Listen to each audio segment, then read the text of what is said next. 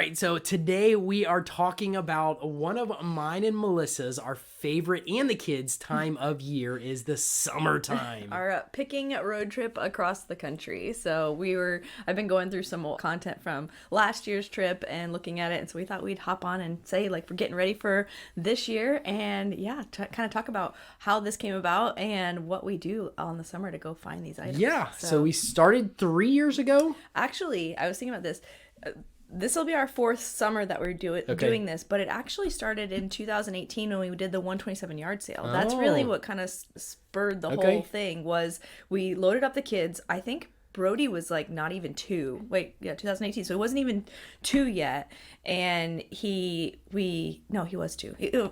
2. He was 2. Anyways, and we loaded up the 3 kids and took them to the 127 yard sale, which is a 800 or 600 mile yard sale from Alabama to Michigan. It's like four or 5 states. Yeah. So man, that's what we decided to do because it is a yard sale. Yeah. Who doesn't want to go to a yard sale? And I think it's 4 days long. Yeah. So we started in Alabama. Of August, yeah. Trucked up this 127 route, and we hit up so many cool yard sales and thrift stores along the way. I mean, it's basically like they have flea market, like vendors set up. They have like a whole bunch of people come into one area, and then there's like little mom and pop ones, like little ones around the whole way. So we would stop, you go and around the whole big flea market basically, and some of them were antiques and collectibles, and some of them were just used stuff. So it was pretty cool. It was a lot of fun. So we got hooked on it in 2018. We did it through, it was beginning of August, if I'm not mistaken. It's the first week in August. Cool. So it was fun. Like, we had a great time. We went from sun up to sundown, stopped at where we could find a hotel, and the whole goal was to get through the whole thing.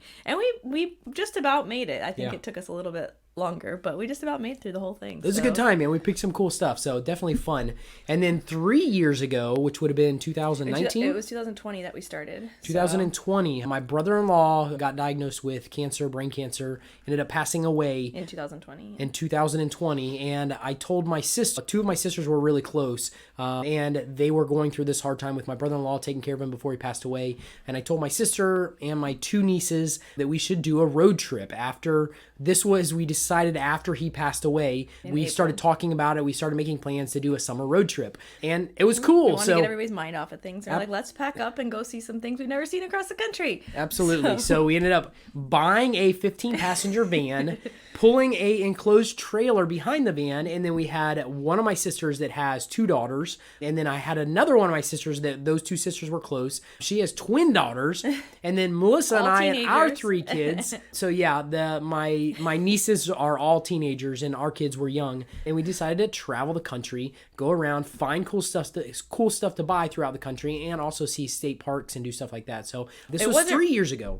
It wasn't really to go buy stuff. The whole thing was to go see, and then that just happened because we found some cool stuff. We brought the trailer, and of course you have to fill it, right? Absolutely. You have an empty trailer, so you'd find stuff on Marketplace, and we'd stop and go pick it up. I'd be curious. We didn't do this for the first year that we did it. We didn't check to see how much money we actually made on the items that we bought, but I'd be curious to go back and actually look at that and see how much money we made the first year, second year, and third year. I wrote down this last year. We should do that one on all of them. We'll have to do a recap of all of them. That'd be fun.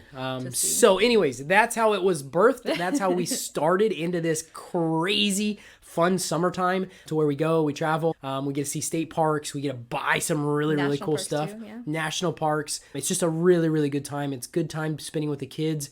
This year we are implementing one cool thing that I had an idea about with the kids. Are we going to talk about that, or are we going to do it later? Yeah, no, cool. We can talk about it. So one idea for this year's trip is we bought these big 27-gallon tubs. We bought 3 of them. So we have 3 kids, ages 7, 9, and 10. 7, 9, and 10. 7, 9, and 10. Good job. So what we are doing is giving each kid $100, which we probably don't even have to. They have $100. They do, but saved. I think it would be a fun challenge. So we're going to give them $100, and we want them to fill up this 27-gallon tub throughout the time that we're on the road trip, throughout the next couple weeks. We want them to fill it up from stuff at yard sales, flea markets, thrift stores, the places that we'll stop.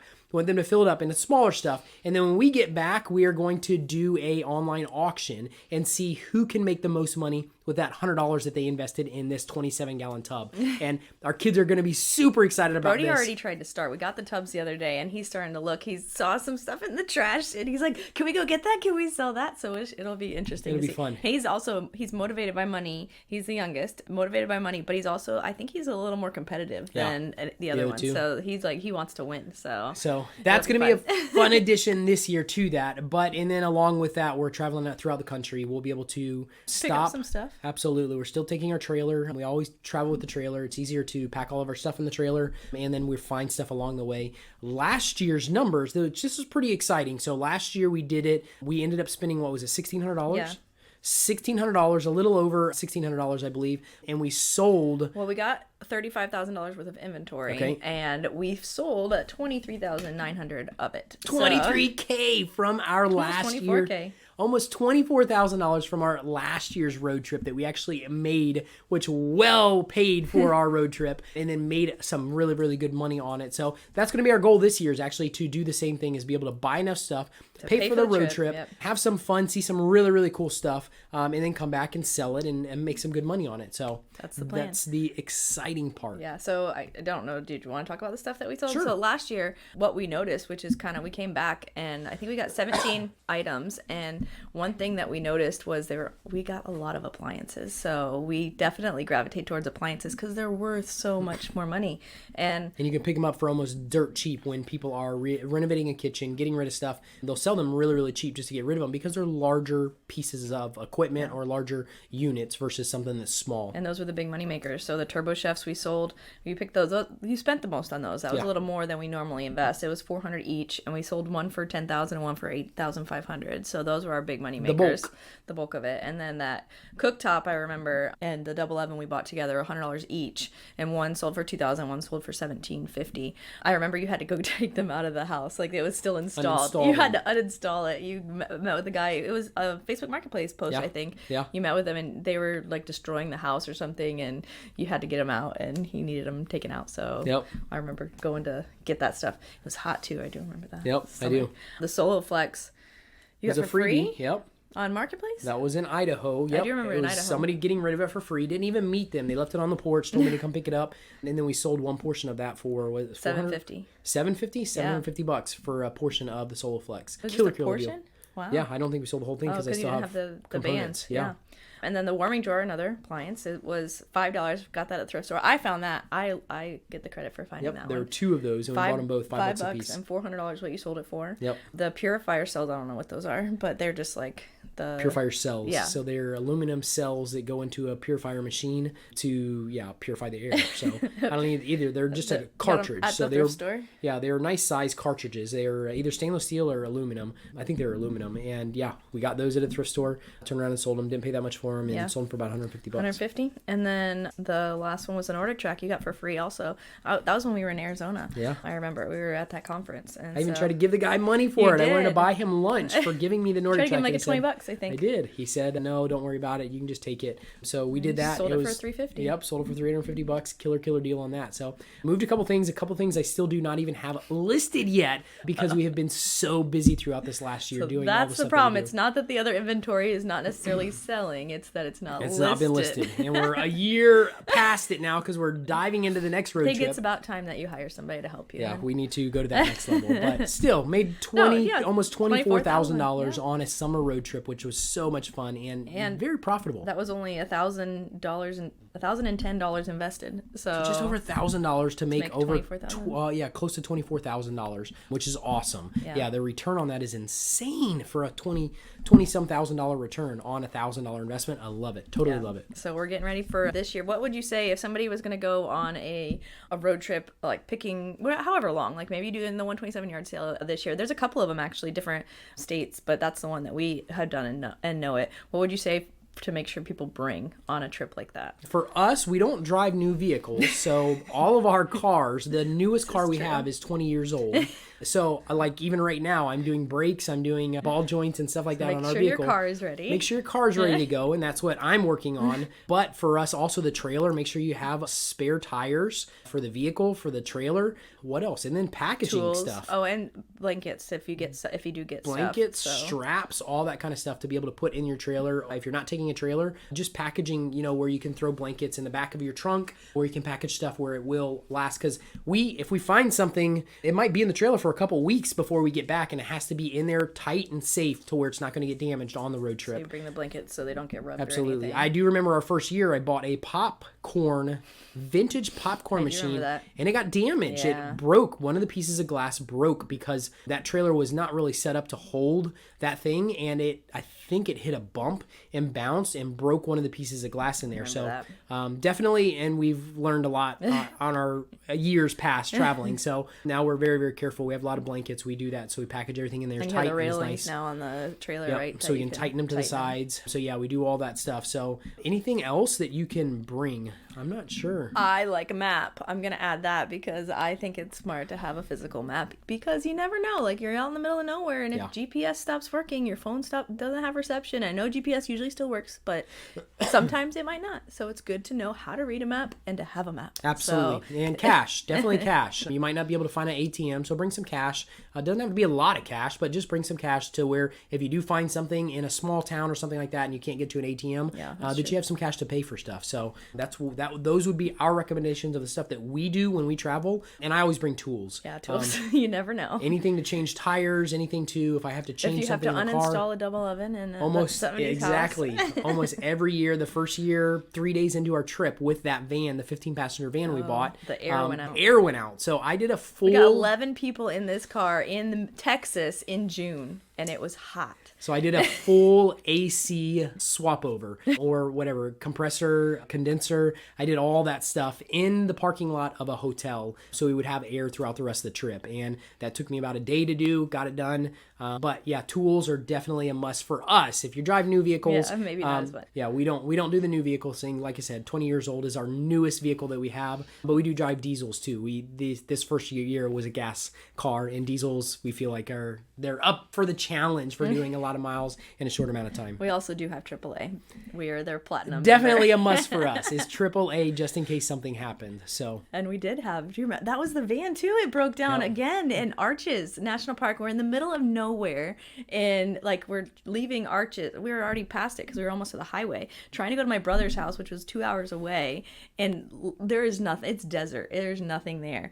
And what happened? It broke. It was crazy. I don't know exactly. Still don't know what happened. You don't know? I don't remember what it was. Fix it. I know, but it started pushing out oil out of the engine, and I didn't know what happened. Like it overheated or something like that. And we were in the middle of nowhere, but we did have reception. We did. Thank the Lord. The one thing we were worried about is we had how many people? 4, 8, 11. There's 11 of us. 11 people, and AAA usually will take one person when they tow something. Yes. This guy actually was amazing. They brought a flatbed truck and put us with the van on the back of the flatbed and left us in that flatbed while he towed us to Melissa's brother's house. He hooked up the trailer on the back of the tow truck and put the van up on top of it and towed us to Melissa's brother's house, which was like an hour and a half or 2 hours. Hour and a half away. So praise the Lord, we were close to her brother where we could get there. I troubleshot it. We got it fixed. We couldn't have asked for a better person to come pick us up. Like he was amazing. No. He definitely knew what he was doing. Because we've had a couple people who don't know what they're doing. Yeah. He was very experienced. He let us ride up there. This was also COVID, so like rules were weird anyway. So who knew what was going on? But I mean, we got some videos of you almost driving the car. That was funny. Yeah, but that was definitely an experience. It was fun. It was a lot of fun. So for anything, we will be having some cool stories coming your way. We're going to try to do some podcasts on the road as well. We'll see how well that goes, but we'll have some cool videos. A little harder to get done, but if you guys don't follow us, definitely check out our Instagram. Melissa's really good at posting videos and doing stuff on Instagram. We'll definitely be in our stories, some of the stuff that we find and flip, and yeah, so definitely check that out. Put some links below so you guys can check it out. Super excited. One thing I did want to, before we end, one question that we get a lot is the kids. So how do the kids travel for that long? How do they, because this year, like we're planning to go all the way to California, so we're headed all the way around the whole country pretty much. So how do they, act? Like, how do you get them to do that? And we've been doing this for a long time, like since they were babies, and I think that does help. Like we have that, like even they were in diapers and like we still made the whole thing work. Now I think they're just used to it, but this, I think the competition's going to help, like Absolutely. have them be involved. That'll get them more excited about stopping at yard sales, stopping at thrift stores, because they're going to want to find some really cool stuff. So instead of being like, oh, we have to stop at another thrift store. So make some games. If you have kids, figure out how to do something like this. Make some games where you can get them involved in it. So I think this is going to help a ton for us. But our kids, like Melissa said, we've been driving to Michigan, New Jersey. We've been doing this stuff. We see her family once or twice a year where we'll make that trip in the car. They get used to it, but you can't get them used to it until you start doing it. So no matter what ages they are, that's it. So. No matter what age they are, you guys can get them started and make some games out of it. And it'll be so much fun for them to get involved with it. Yeah. And we do, like, they do have an iPad or a Kindle, a tablet that they don't really get access to unless we're on a road trip. So that helps. And that is something they look forward to being able to use that because they don't get to do it all the time. And we have books and whatnot for them and movies for them to watch. But I think that just doing it. So if you're nervous about like taking your kids with you, I think just the more you do it, the better it gets, the easier it gets. And it's not like it's but they get used to it, I guess. So I think our kids behave better on the road than they do at our house. I honestly believe that because it's just new scenery, new stuff, fun stuff to look forward to. And I think that's one of those things that I enjoy our kids over the summer so much. And I know a lot of parents in the summertime, they're like, please get my kids back to school. I can't handle this anymore. But us, it's a really, really fun time to be able to do that and get them out of the element to experience new things and have fun times with them. I think also because we do incorporate a lot of like hiking in different parks, and if we can make it to the national parks, or we'll find state parks, or we'll find just new places. There's sometimes we'll have like a 10-hour stretch and be like, okay, well, what's along the way? What can I find to go? We found that one when we were going to Indiana last year. We started the road trip. I was like, we got to get these kids out of the car. They need to get out and let's see what's here. And we found that one, remember, with the back bowl. Something. Yeah, turkey. It was in Indiana. It was really cool. It was big. Just, I don't know. We got to this bowl. It was a blast. And it was, how do you describe it? Rocks and a little river. And it was just super cool. It was really cool. Just you can find that stuff. We would have never known that was there if, we weren't driving there. We're like, okay, where can we stop? What can we do? So even just for an hour of hike and just being outside, I think helps them a lot. So absolutely.